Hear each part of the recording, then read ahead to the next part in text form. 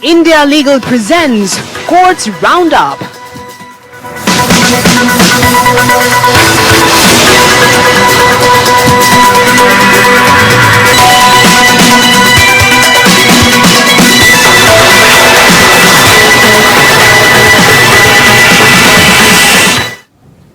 नमस्कार, courts roundup में आप सभी का बहुत बहुत स्वागत है। मैं हूं आपके साथ वक्ता दुबे और इस बुलेटिन में अगले आधे घंटे हम आपको कोर्ट से जुड़ी तमाम छोटी बड़ी खबरों से रूबरू करवाएंगे। कोर्ट की कार्यवाही और सुप्रीम कोर्ट से लेकर हाई कोर्ट और लोअर कोर्ट्स तक के फैसलों को आपके सामने रखेंगे। लेकिन आगे बढ़ने से पहले एक नजर डालते हैं हेडलाइंस पर।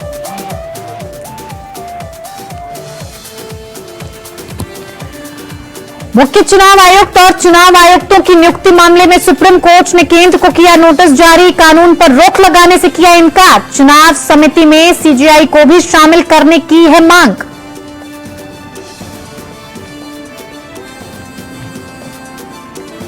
सुप्रीम कोर्ट ने हत्या के प्रयास मामले में केंद्रीय मंत्री निशित प्रमाणिक की गिरफ्तारी पर लगाई रोक। अग्रिम जमानत पर कलकत्ता हाईकोर्ट में होने वाली अगली सुनवाई तक रोक।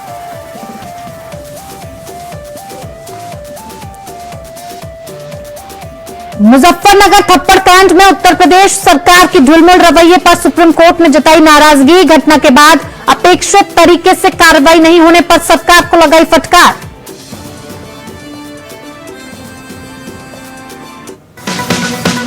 India Legal presents Courts Roundup.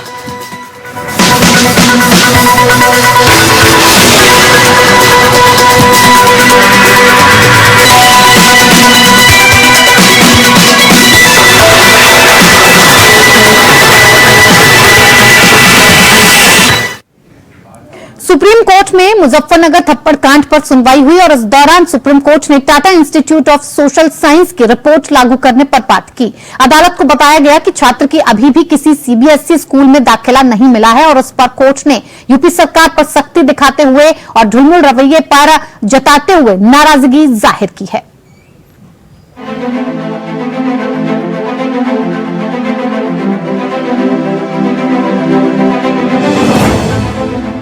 Muzaffarnagar में छात्रा को थप्पड़ मारने के मामले में ताजा घटनाक्रम में सुप्रीम कोर्ट ने मौखिक रूप से टिप्पणी की कि राज्य सरकार ने घटना के बाद अपेक्षित तरीके से कार्रवाई नहीं की। जस्टिस अभय एस ओक और जस्टिस उज्जवल भुइयां की खंडपीठ कार्यकर्ता तुषार गांधी द्वारा दायर जनहित याचिका पर सुनवाई कर रही थी, जिसमें घटना की उचित और समयबद्ध जांच की मांग की गई। वर्तमान मामला उत्तर प्रदेश के मुजफ्फरनगर में प्राथमिक विद्यालय की टीचर द्वारा स्कूली बच्चों को अपने मुस्लिम सहपाठी को थप्पड़ मारने का निर्देश देने के संबंधित है, जिसका वीडियो अगस्त में सोशल मीडिया पर वायरल हो गया था। पिछली सुनवाई के दौरान अदालत ने राज्य सरकार से हलफनामा दाखिल करने को कहा था कि वह पीड़िता की काउंसलिंग के संबंध में Tata institute of social sciences या टीआईएसएस की सिफारिशों को कैसे लागू करना चाहती है। इस निर्देश के अनुपालन में शिक्षा विभाग ने अतिरिक्त हलफनामा दायर किया। खंडपीठ ने इसका खुलासा किया। हालांकि वकील शादान फरासत ने विभाग की प्रतिक्रिया को अपर्याप्त बताया। उन्होंने कहा, मैंने हलफनामा देखा कि मुझे यह कल ही मिला है। मेरे सम्मान पूर्वक निवेदन के अनुसार यह अपर्याप्त है। जस्टिस ओक ने जवाब में वकील से याचिकाकर्ता के सुझाव उत्तर प्रदेश की एडिशनल एडवोकेट जनरल गरिमा प्रसाद को लिखित रूप में भेजने को कहा। ये पूछे जाने पर कि क्या बच्चा अभी भी उसी स्कूल में नामांकित है, एओजी प्रसाद ने कहा कि उत्तरदाता शुरू में सीबीएसई बोर्ड के तहत इस प्राइवेट स्कूल में उनके प्रवेश की सुविधा के लिए अनिच्छुक है, क्योंकि स्कूल दूर है। इस मौके पर जस्टिस ओक ने राज्य सरकार को कड़ी फटकार लगाते हुए टिप्पणी की। यह सब इसलिए होता है क्योंकि राज्य वह नहीं करता जो इस अपराध के बाद करने की अपेक्षा की जाती है। अंत में सुनवाई 6 फरवरी तक के लिए स्थगित करते हुए खंडपीठ ने कहा, शिक्षा विभाग द्वारा अतिरिक्त हलफनामा दायर किया गया, जिसमें Tata institute of social studies द्वारा की गई सिफारिशों के क्रियान्वयन के लिए सुझाव शामिल है।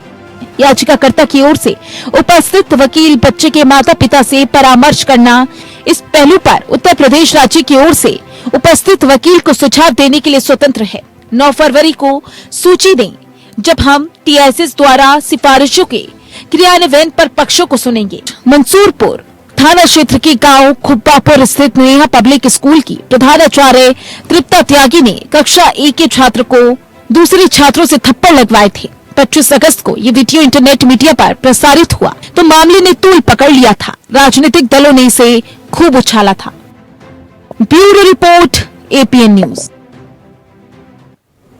इधर सुप्रीम कोर्ट ने मुख्य चुनाव आयुक्त और अन्य चुनाव आयुक्तों की नियुक्ति वाले नए कानून को चुनौती देने वाली याचिकाओं पर सुनवाई की सहमति देने के बाद केंद्र सरकार को नोटिस जारी किया है।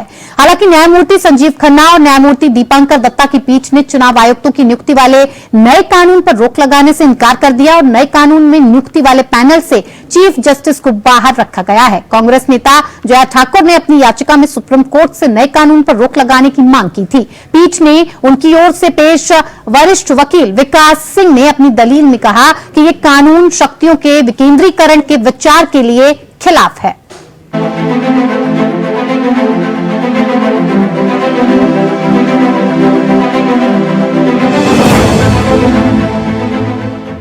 संसद द्वारा चुनाव आयोग में मुख्य चुनाव आयुक्त और चुनाव आयुक्तों की नियुक्ति के लिए पास किए गए कानून पर रोक लगाने की मांग करते हुए निर्वाचन आयुक्तों की नियुक्तियों के चयन समिति में देश के चीफ जस्टिस को भी शामिल करने की मांग की गई है।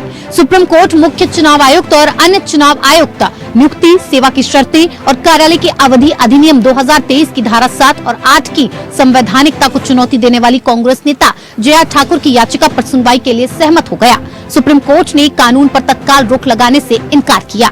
जस्टिस संजीव खन्ना और जस्टिस दीपांकर दत्ता की खंडपीठ संविधान के अनुच्छेद 32 के तहत ठाकुर द्वारा दायर रिट याचिका पर सुनवाई कर रही थी, जिसमें चुनाव आयुक्तों के अधिनियम की संवैधानिकता पर सवाल उठाया गया और जिसे संसद के शीतकालीन सत्र के बाद राष्ट्रपति द्रौपदी मुर्मू ने पिछले दिसंबर में कानून में हस्ताक्षरित किया। इस विधायी कदम के माध्यम से भारत के चीफ जस्टिस को मुख्य चुनाव आयुक्त और अन्य चुनाव आयुक्तों की नियुक्ति करने वाली समिति से हटा दिया गया, जिसने अब इस संवैधानिक चुनौती को जन्म दिया। सुनवाई के दौरान ठाकुर की ओर से पेश सीनियर वकील विकास सिंह ने तर्क दिया कि ये अधिनियम शक्तियों के पृथक्करण के सिद्धांत का उल्लंघन है, जिसने हमारे संविधान की मूल संरचना का गठन किया। नए कानून पर रोक के लिए अंतरिम प्रार्थना पर निर्णय लेने का अदालत से आग्रह करने से पहले सिंह ने सहमति व्यक्त की। हालांकि पीठ ने स्पष्ट रूप से इनकार कर दिया। जस्टिस खन्ना ने वकील से कहा, कोई रोक नहीं होगी, कृपया हम इस तरह के कानून पर रोक नहीं लगा सकते। सीनियर वकील के छोटी तारीख के अनुरोध पर खंडपीठ इसे सुनवाई के लिए अप्रैल में तय करने पर सहमत हुई। सुप्रीम कोर्ट ने नोटिस जारी किया है। इससे पहले सुप्रीम कोर्ट ने पिछले साल मार्च में दिए गए अपने एक फैसले में कहा था कि मुख्य निर्वाचन आयुक्त की नियुक्ति की समिति में प्रधानमंत्री, लोकसभा में विपक्ष का नेता और अगर लोकसभा में विपक्ष का नेता नहीं है तो सबसे बड़ी पार्टी के नेता और चीफ जस्टिस को शामिल किया था। फिर सरकार ने अगस्त में एक कानून लाकर सीजीआई की जगह प्रधानमंत्री के द्वारा नियुक्त कैबिनेट मिनिस्टर को रख दिया, जबकि लोकसभा में विपक्ष का नेता और अगर लोकसभा में विपक्ष का नेता नहीं है तो सबसे बड़े पार्टी के नेता और प्रधानमंत्री मौजूद रहेंगे। इस कानून को ही सुप्रीम कोर्ट में चुनौती दी गई है। Bureau report, APN. इधर शिरोमणि अकाली दल के अध्यक्ष सुखबीर सिंह बादल को सुप्रीम कोर्ट से बड़ी राहत मिली है। सुप्रीम कोर्ट ने बादल के खिलाफ दर्ज एफआईआर को रद्द करने के हाईकोर्ट के फैसले को बरकरार रखते हुए पंजाब सरकार की अपील को खारिज कर दिया है। कोर्ट ने पूछा कि ये ऐसा मामला नहीं है जहां राज्य सरकार को अपील करनी चाहिए थी। जस्टिस अभय एस ओक की अध्यक्षता वाली बेंच ने पंजाब हाईकोर्ट के अगस्त 2023 के फैसले के खिलाफ पंजाब सरकार की अपील पर सवाल उठाते हुए कहा कि आईपीसी की धारा 270 जो कि घातक कृत्य जो जीवन के लिए खतरनाक बीमारियों के फैलने का कारण बन सकते हैं, उसे दिखाने के लिए सबूत कहां है। यह धारा 341 या गलत तरीके से रोकने के तहत एफआईआर को देखिए, इससे स्पष्ट है कि ऐसा कोई अपराध नहीं बनता है। इस मामले में बादल के खिलाफ आपराधिक मुकदमा शुरू करने का कोई मामला ही नहीं बनता है। ऐसे में हम पंजाब हाईकोर्ट के रद्द करने के फैसले में हस्तक्षेप करने के इच्छुक नहीं है। कोर्ट ने पंजाब सरकार से सवाल उठाते हुए कहा, जब ये मामला एक निजी खनन कंपनी की शिकायत के आधार पर शुरू किया गया था, ऐसे में राज्य हमारे सामने अपील में क्यों आया है। दरअसल एक खनन कंपनी द्वारा जून 2021 की एफआईआर में आरोप लगाया गया था कि बादल और एसीटी के अन्य सदस्यों ने कंपनी के कर्मचारियों को धमकाया और अमृतसर जिले के वजीर भुल्लर गांव में उनके कानूनी खनन कार्यों और गाद निकालने वाली साइटों में बाधा डाली और हस्तक्षेप किया। इसमें कहा गया है कि बादल और उनके समर्थकों ने मास्क नहीं पहना था जबकि कोविड-19 महामारी चल रही थी। पंजाब और हरियाणा हाईकोर्ट ने सुखबीर सिंह बादल पर दर्ज एफआईआर को अगस्त 2023 में यह कहते हुए रद्द कर दिया कि एफआईआर में दिए गए किसी भी अपराध की पुष्टि करने के लिए रिकॉर्ड पर कोई सबूत नहीं है।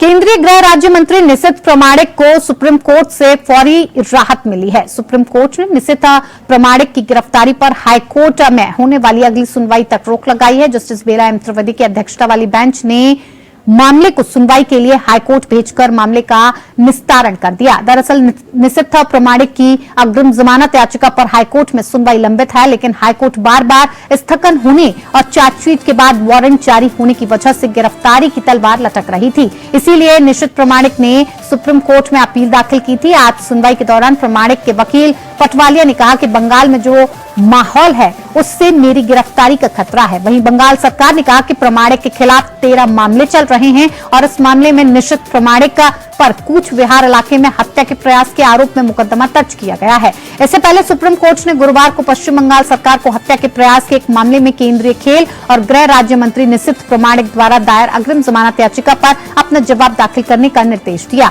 ये मामला तब सामने आया जब 2018 में कूच बिहार निवासी एक व्यक्ति की कथित तौर पर भारतीय जनता पार्टी के नेता प्रामाणिक के इशारे पर गोली मारकर हत्या कर दी गई थी। पुलिस ने बाद में उसके खिलाफ शस्त्र अधिनियम और हत्या के प्रयास के तहत आपराधिक मामला दर्ज किया। इसके बाद प्रामाणिक ने कलकत्ता उच्च न्यायालय के समक्ष अग्रिम जमानत के लिए याचिका दायर की, जिसने इस साल 4 जनवरी को मामले को स्थगित कर दिया और इसके कारण शीर्ष अदालत के समक्ष तत्काल अपील की गई।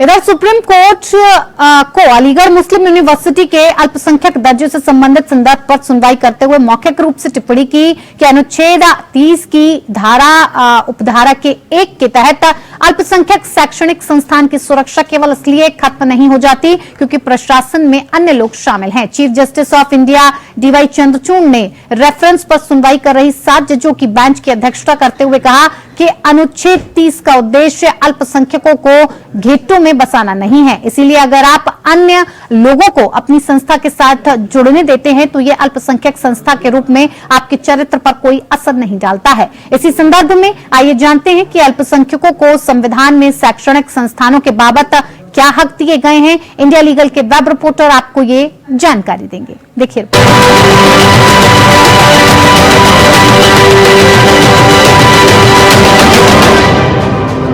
Can minorities in India run an educational institution? Well, India में माइनॉरिटीज को एजुकेशनल इंस्टीट्यूशंस एस्टैब्लिश और एडमिनिस्टर करने के लिए कॉन्स्टिट्यूशनली गारंटीड राइट्स दिए गए हैं through article 30 of the Indian constitution. Article 30 के पार्ट 1 में ये क्लियरली बोला गया है कि रिलीजियस एंड लिंग्विस्टिक माइनॉरिटीज को पूरा राइट है to establish and administer educational institutions of their choice. इसमें यह भी कहा गया है कि वो इंस्टीट्यूशंस के पास अपनी पूरी ऑटोनॉमी होगी in managing their institutions to preserve their distinct language, culture and religion. अब बात आती है कि state interference. So states can interfere to prevent discrimination या टू मेंटेन पब्लिक ऑर्डर। एक रीसेंट ऑब्जर्वेशन जो हमारे चीफ जस्टिस डीवाई चंद्रचूड़ ने किया emphasized that the minority character of an educational institution is not compromised if administrators from other communities, including the majority group, are chosen to run the institution. इस observation ने affirm किया that Article 30 Part 1 grants minorities discretion in selecting administrators while emphasizing the broader purpose of integration and avoiding isolation. इधर हिमाचल प्रदेश के DGP Sanjay कुडू और कांगड़ा की SP Shalini Agnihotri के तबादले से जुड़े मामले में संजय कुडू को सुप्रीम कोर्ट से राहत मिली है। सुप्रीम कोर्ट ने हाई कोर्ट के द्वारा डीजीपी को हटाए जाने के फैसले को खारिज किया। फिलहाल डीजीपी कुंडू को तबादला कर उसे आयुष विभाग का प्रिंसिपल सेक्रेटरी बनाने पर सुप्रीम कोर्ट ने रोक लगाई है। हालांकि सीजीआई की अध्यक्षता वाली बेंच ने हाईकोर्ट के एसआईटी से जांच जारी कराने का आदेश बरकरार रखा है, जो कि एक पुलिस अधिकारी के साथी और बिजनेसमैन के बीच एक दीवानी विवाद को हल करने का दबाव बनाने के लिए धमकाया गया था। कोर्ट में सुनवाई के दौरान कहा गया कि गलत तथ्यों के आधार पर उनको फंसाया गया है। डीजीपी संजय कुंडू ने सुप्रीम कोर्ट से कहा, मैं 3 महीने में रिटायर होने वाला हूं। मैं चाहता हूं कि इस मामले की सीबीआई जांच हो जिससे सच सामने आए। संजय कुंडू ने हिमाचल प्रदेश उच्च न्यायालय द्वारा उन्हें राज्य में पुलिस महानिदेशक के पद से हटाने के आदेश को वापस लेने से इनकार करने के खिलाफ सुप्रीम कोर्ट का रुख किया था। उच्च न्यायालय की एक खंडपीठ द्वारा 26 दिसंबर के आदेश को वापस लेने के कुंडू के आवेदन को खारिज करने के एक दिन बाद कुंडू ने शीर्ष अदालत में याचिका डाली है। शीर्ष अदालत के समक्ष इस मामले में मुकदमे का ये दूसरा दौर है, जिसने इससे पहले कुंडू को डीजीपी पद से हटाने के उच्च न्यायालय के फैसले पर रोक लगा दी थी और कहा था कि वो पहले उनके आवेदन पर फैसला करे। कुंडू को डीजीपी पद से हटाने का उच्च न्यायालय का आदेश 26 दिसंबर 2023 को एक व्यापारी के मामले में पारित किया गया था, जिसने एक व्यापारिक विवाद के कारण उन्हें और उनके परिवार को धमकी देने का आरोप लगाया है। डीजीपी पर आरोप है कि उन्होंने एक वरिष्ठ वकील की ओर से दीवानी विवाद में हस्तक्षेप किया था। कुंडू ने इसके बाद उच्चतम न्यायालय का रुख किया, जिसने 3 जनवरी को उच्च न्यायालय के आदेश पर अंतरिम रोक लगा दी और कहा कि 26 दिसंबर के आदेश को तब तक प्रभावी नहीं किया जाना चाहिए जब तक कि उच्च न्यायालय वापस लेने के आवेदन पर अपना फैसला नहीं कर लेता। इसके बाद उच्च न्यायालय ने याचिका पर सुनवाई की और 9 दिसंबर को इसे खारिज कर दिया गया।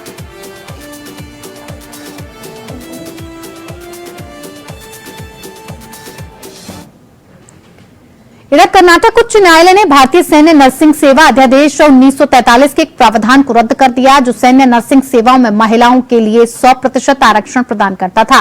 न्यायमूर्ति अनंत रामनाथ हेगड़े ने इस बात पर प्रकाश डाला कि आरक्षण का अंतर्निहित दर्शन समायोजित करना और शामिल करना है, न कि बाहर करना। अदालत ने कहा, हालांकि अगर इस तरह का आवास जिसे आरक्षण कहा जाता है बिना किसी उचित आधार के अनन्य और 100% बन जाता है, तो इस तरह का विशेष आरक्षण अपने सही अर्थों में आरक्षण नहीं रह जाता और ये एक बहिष्करण के समान है, जो संविधान के तहत बिल्कुल भी परिकल्पित नहीं है। अदालत भारतीय सेना में नर्सिंग अधिकारियों की भर्ती के लिए 2010 की अधिसूचना को 2 लोगों द्वारा चुनौती दी गई। एक याचिका पर सुनवाई कर रही थी जिसमें पुरुष उम्मीदवारों को बाहर रखा गया था। कर्नाटक का नर्स एसोसिएशन भी इस मामले में याचिका करता थी। याचिका में भारतीय सैन्य नर्सिंग सेवा अध्यादेश 1943 की धारा 6 की वैधता को चुनौती दी गई थी, जिसमें नर्सिंग अधिकारियों के कैडर में महिलाओं को 100% आरक्षण प्रदान किया गया था।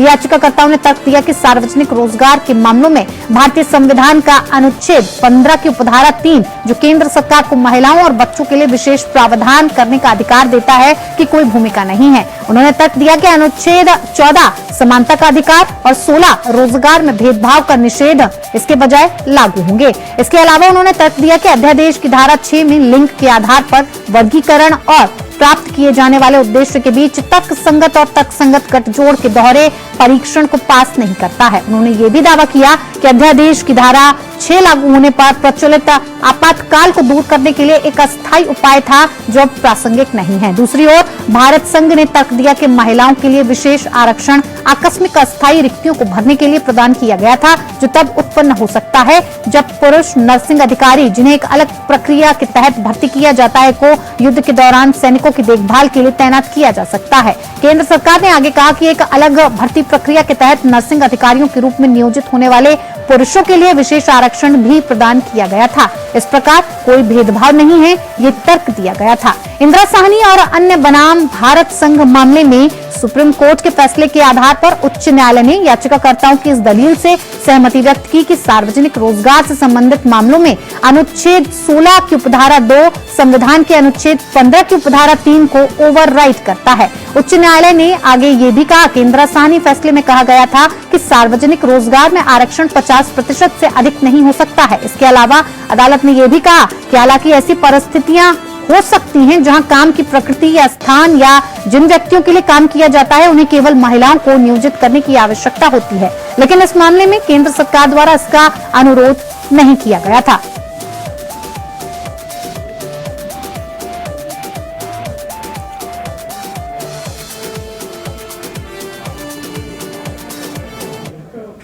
इधर दिल्ली उच्च न्यायालय ने शुक्रवार को भारतीय जनता पार्टी के नेता जतिन मोहंती द्वारा दायर याचिका पर विचार करने से इनकार कर दिया, जिसमें उड़ीसा सरकार की कल्याणकारी योजनाओं का प्रचार करते समय बीजेपी पार्टी के प्रतीक शंख का उपयोग करने के लिए बीजू जनता दल के खिलाफ कार्रवाई करने के लिए भारत के चुनाव आयोग को निर्देश देने की मांग की गई थी।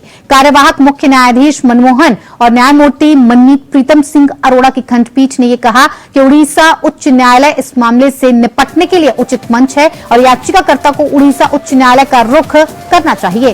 अदालत ने टिप्पणी की कि उड़ीसा उच्च न्यायालय जाइए, वो उच्च न्यायालय इससे निपटेगा। आपको जो भी शिकायत है वहां जाएं और इसे उठाएं। जब मोहंती के वकील ने तर्क दिया कि सत्तारूढ़ पार्टी अपनी पार्टी को बढ़ावा देने के लिए सार्वजनिक धन का उपयोग कर रही है, तो अदालत ने जवाब दिया कि ये प्रथा हर राज्य में चल रही है। अदालत ने टिप्पणी की कि हर राज्य में यही कहानी है, ये किसी एक राज्य के लिए अद्वितीय नहीं है, ये हर जगह हो रहा है। उड़ीसा भाजपा के महासचिव जतिन मोहंती द्वारा दायर याचिका में यह भी कहा गया कि सरकार किसी राजनीतिक दल के चुनाव चिन्ह का इस्तेमाल नहीं कर सकती, जबकि उड़ीसा सरकार मीडिया में अपनी योजनाओं का प्रचार करते हुए शंख चिन्ह का इस्तेमाल कर रही है। इसीलिए उन्होंने बीजेपी को समाचार पत्रों, टीवी चैनलों और अन्य मीडिया में ऐसी योजनाओं का विज्ञापन करते समय अपनी पार्टी के चुनाव चिन्ह का उपयोग करने से रोकने का निर्देश देने की मांग की। ये तर्क दिया गया कि सरकारी योजनाओं का प्रचार करते समय प्रतीक का उपयोग करना पैराग्राफ 16A चुनाव चिन्ह, आरक्षण और आवंटन आदेश के साथ साथ राजनीतिक दलों और उम्मीदवारों के मार्गदर्शन के लिए आदर्श आचार संहिता का उल्लंघन है। चूंकि अदालत ने मामले पर विचार करने से इनकार कर दिया, इसीलिए याचिका वापस ले ली गई। अदालत ने याचिकाकर्ता को उचित उच्च न्यायालय का दरवाजा खटखटाने की स्वतंत्रता प्रदान की है।